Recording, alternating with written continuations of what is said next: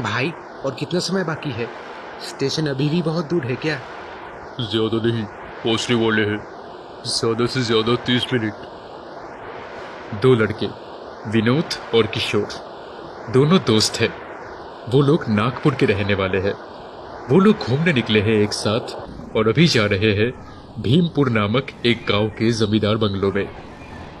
किशोर का एक दूर का रिश्तेदार वहां पे रहता है। उन्होंने सुना है कि हवेली बहुत बड़ी है। अंग्रेज जमाने में उस जमींदार का बहुत नाम था, साथ में शोहरत भी कुछ कम नहीं थी। अपने एडवेंचर के शौक को पूरा करने के लिए ही वो लोग बाहर निकले हैं। स्टेशन से 15 मिनट का रास्ता तय करके वो लोग हवेली पहुंचे। किशोर के चाचा का नाम है भानु प्रताप सिंह। खाने के टेबल पर बैठ के विनोद ने पूछा, कभी सोचा भी नहीं था ऐसी हिस्टोरिकल जगह पे रहने का मौका मिलेगा। सचमुच कमाल की जगह है। ये सही कहा तूने। चाचा जी ने खुद संभाल के रखा है सब, वरना कब का बर्बाद हो जाता। अरे अरे, ऐसी बात नहीं है। पूर्वजों की निशानी है ये। रक्षा करना तो मेरा फर्ज है। और ये तो तुम लोगों का बड़प्पन है कि तुम जैसे नौजवान इतिहास में यकीन रखते हो। लेकिन लेकिन क्या चाचा जी? अरे नहीं नहीं, कुछ खास नहीं। अरे धनियाराम, इन्हें हमारी तालाब की मछली तो खिला। शहर वाली मछली तो बहुत खाई, अब असली मछली खा के देखो। किशोर को लगा मानो चाचा जी कोई बात छुपा रहे थे। कुछ देर बाद धनियाराम खाना लेके आया। धनियाराम इस हवेली का बहुत पुराना और विश्वसनीय नौकर था। अच्छा चाचा जी, यहाँ कोई डरने वाली बात तो नहीं है?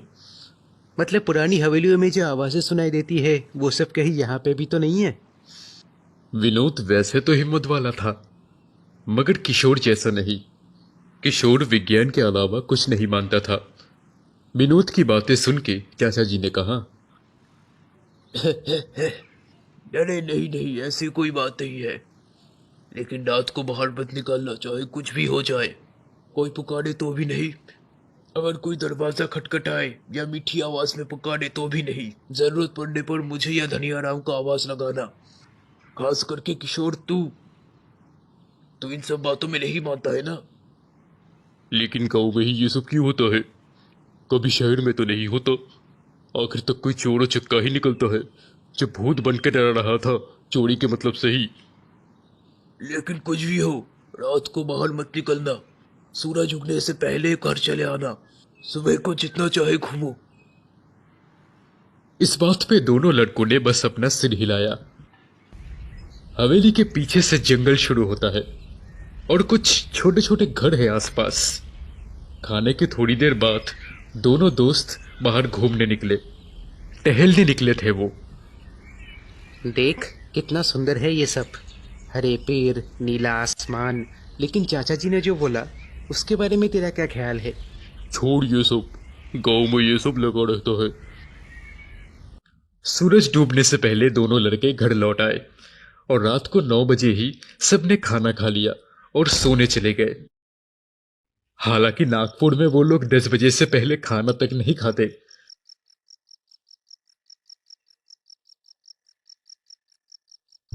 विनोद की आंखें खुली रात के 11:30 बजे किसी आवाज की वजह से। कोई घर के पीछे का दरवाजा बहुत धीरे से खटखटा रहा था, लेकिन लगातार।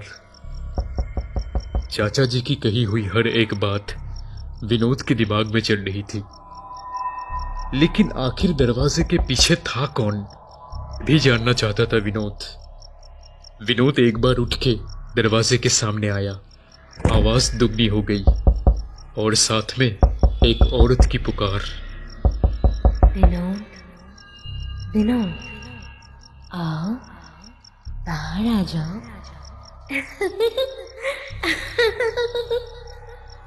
ये सुन के विनोद की धड़कनें तेज हो गई। वो डर के मारे तेजी से कमरे के अंदर गया और चद्दर ओढ़ के सो गया। अगले दिन उसने किसी को रात की घटना के बारे में कुछ नहीं बताया। और अगले दिन रात को उसने तय किया कि आज तो गाना सुनते हुए ही वो सो जाएगा। वाह, हेडफोन लगा के सो रहा है भाई। वो बस ऐसे ही, ताकि रात को कोई भी आवाज कानों तक ना आए। तू भी लगा ले हेडफोन। इन सब बातों में मैं नहीं मानता। तू मान सकता है इन सब बेकार की बातों में। सो जा अभी, कल सुबह मछली पकड़ने जाएंगे।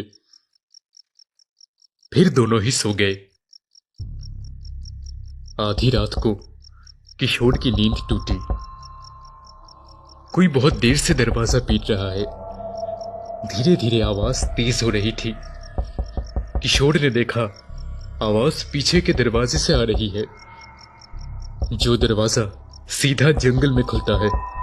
जैसे ही किशोर दरवाजे के सामने आया, ऐसा लग रहा था जैसे कोई दरवाजा तोड़ देगा। किशोर चिल्लाया, कौन कौन कौन है वहां बाहर? पुलिस को बुलाओ क्या? तभी अचानक एक लड़की की भयानक हंसी सुनाई दी। फिर किसी औरत ने मीठी आवाज में कहा, किशोर, किशोर, आओ मेरे पास आ जाओ, दरवाजा खोलो। ये सुन के किशोर ने बोला, जानता हूँ तुम सबको, चोर लुटेरे कहीं के। मेरा नाम कहाँ से पता लगाया? किशोर, अभी बाहर आ जाओ।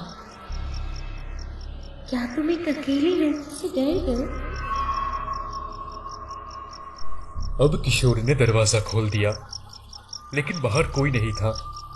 वो बाहर निकला। चांद की चांदनी में उसने देखा एक खूबसूरत लड़की जंगल की ओर से उसे इशारा करके बुला रही थी।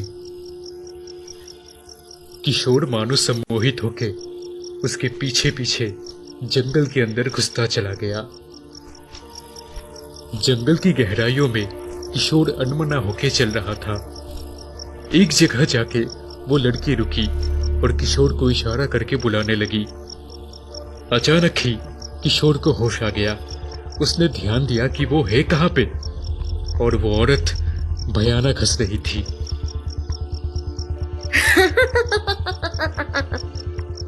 कोई नहीं बचेगा, कोई नहीं, सबको मार डालोगे, सबको। किशोर ने देखा कि वो औरत धीरे धीरे अपना रूप बदल रही थी, और वो रूप भयानक था। कौन कौन हो तुम? क्या चाहती हो? बदला चाहिए, बदला, खून का बदला चाहिए मुझे। इतना बोल के वो चुड़ैल किशोर को उठा के हवा में उड़ने लगी। लाख कोशिश करने के बाद भी किशोर खुद को छुड़ा नहीं पाया। छोड़ो, छोड़ो मुझे, छोड़ो। उस चुड़ैल ने किशोर के कंधे पे अपने दांत गड़ा दिए, और धीरे धीरे किशोर का शरीर बेजान हो गया।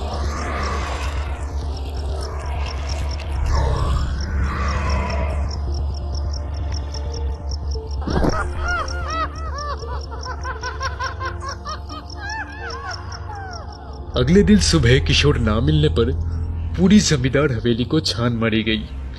बहुत ढूंढने के बाद भी किशोर नहीं मिला। जंगल के बिल्कुल अंदर की तरफ एक बेजान, खून से सना हुआ शरीर मिला।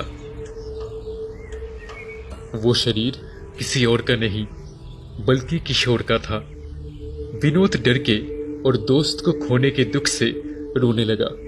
चाचा जी ने उसे संभालते हुए गंभीर आवाज में कहा, ये जरूर उस चुड़ैल का काम है। किशोर जरूर रात को बाहर आया था। लेकिन किशोर ने आखिर उसका क्या बिगाड़ा था? उसको क्यों मारा उसने? असल में बहुत साल पहले गांव में से एक खूबसूरत लड़की को लाकर उस पर अत्याचार करके उसे मारकर इसी जंगल में गाड़ दिया गया था। पुलिस का मुंह भी पैसों से बंद कर दिया था उन्होंने। तब से चुड़ैल बनके ये लड़की पूरे जमींदार खानदान को खत्म कर रही है। इसीलिए बाहर का कोई खास यहाँ पे नहीं आता। हवेली को भी मंत्र पढ़ के बंद कर दिया है, इसलिए बाहर आने ना तक वो चुड़ैल कुछ नहीं कर सकती। लेकिन किशोर ने यही गलती की, वो चुड़ैल कुछ नहीं कर सकती। एक और बात, दोपहर के ट्रेन में तुम लौट जाओ, टिकट का बंदोबस्त मैं कर दूंगा। यहाँ पे एक दिन भी मत रुको, समझे? मेरा भी आखिर यही फैसला है। उसके बाद विनोद अपना बोरिया बिस्तरा बांध के निकल पड़ा।